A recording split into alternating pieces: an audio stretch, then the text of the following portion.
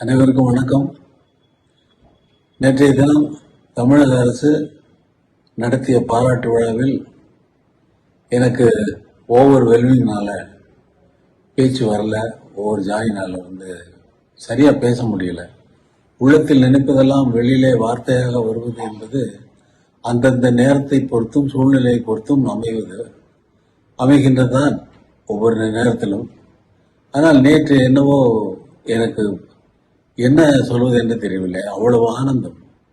ஒரு பாராட்டு விழாவை இவ்வளவு சிறப்பாக ஒரு முதல்வர், ஒரு அரசு எந்த முனைப்பெடுத்து எல்லோரும் அரசு சார்ந்த எல்லா அமைச்சர்களும் எல்லா சீஃப் செக்ரட்டரியிலிருந்து அவ்வளவு பேரும் இன்வால்வ் ஆயிட்டு அதை கொண்டு செலுத்தினது ரொம்ப என்னால் நம்ப முடியாத ஒரு சூழ்நிலையின் காரணமாக தான் எனக்கு ஓவர் வெல்விங்கில் சரியான பேச்சு வரல.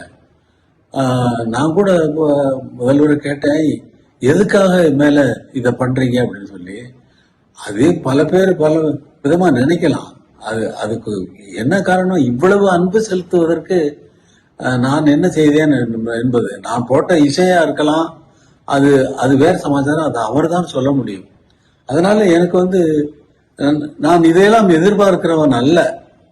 அப்படிப்பட்ட ஒருவனுக்கு பாராட்டு விழா நடத்துவது என்பது இந்த சிம்பனியின் சிகரம் தொட்டதால் தான் அவர் அந்த பாராட்டு விழாவை அதை மிகவும் மிகவும் முக்கியமாக கருதி இருக்கிறார் என்பது இப்பொழுது எனக்கு புரிகிறது.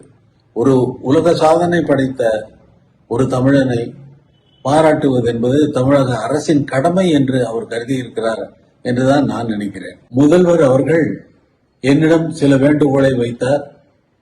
அதை சங்க தமிழ் பாடல்களை அவர் வரிசையா சொன்ன அந்த நூல்கள் எனக்கு கூட தெரியாது. 18 14 நூல்கள் அத்தனையையும் அவர் மனப்பாடமாக அல்ல, இயல்பாக அவர் சொன்னது எனக்கு மிகவும் வியப்பை அளித்தது.